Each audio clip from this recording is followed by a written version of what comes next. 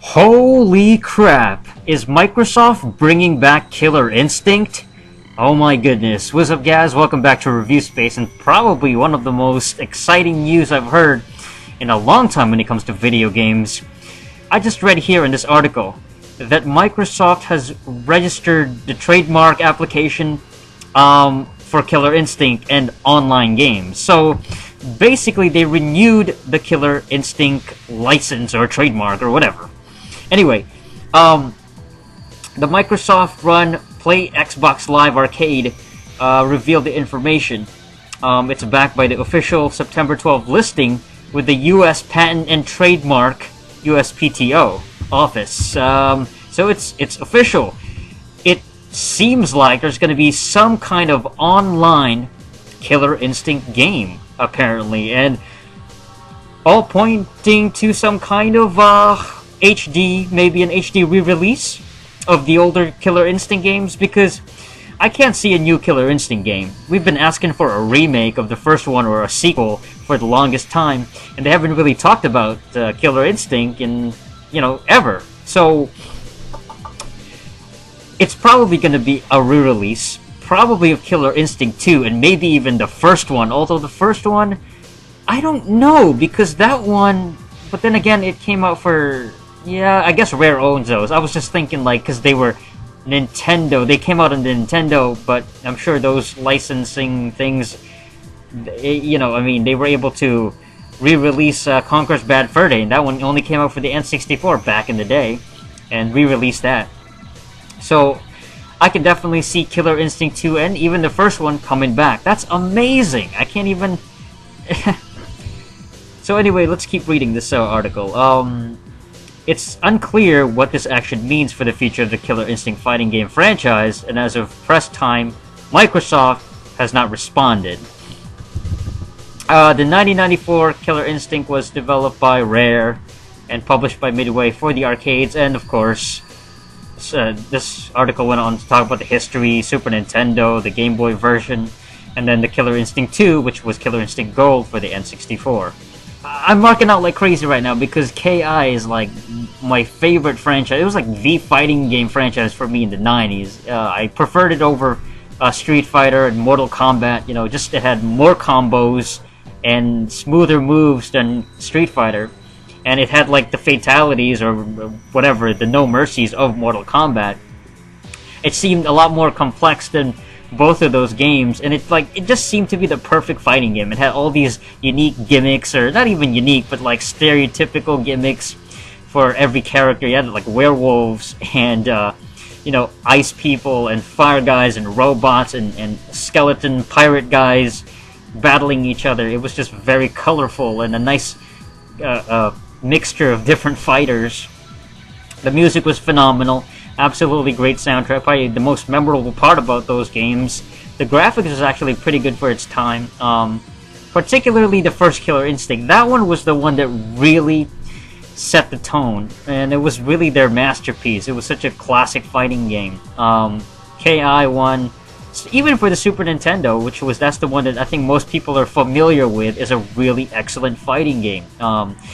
It's a little bit toned down from the arcade version, and of course I reviewed the Game Boy version on this channel.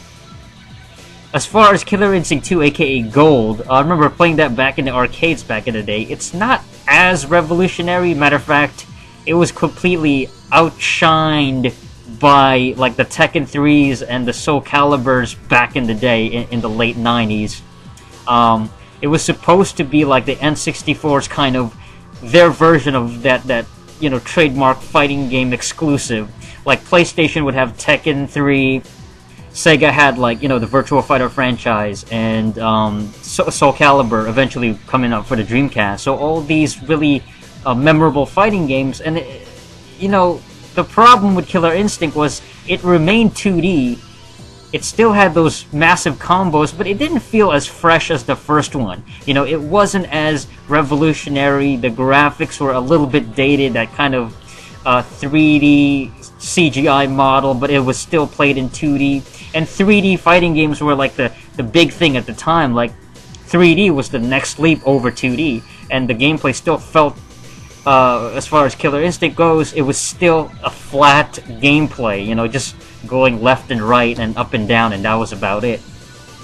You couldn't sidestep in the games, which was a big deal. You know, it was like, wow, 3D fighting games, Tekken 3, Soul Edge, Soul Calibur, Virtua Fighter. Whoa, that's like the next generation of fighting games. That's the next big thing. But that and the fact that the story was just completely convoluted. It was even worse than the first Killer Instinct. The first KI, you didn't really care about the storyline too much because it was like, it's a fighting game, you know. You just care more about the actual fighting engine. But with KI2, I mean, even the storyline just became so just terribly confusing, and you got these different twists and things to do with going back in time and time travel. Just really, really stupid. And even the character designs changed a little bit. Like Glacius became a little bit weirder looking. He had like these, I don't know, like kind of primate feet.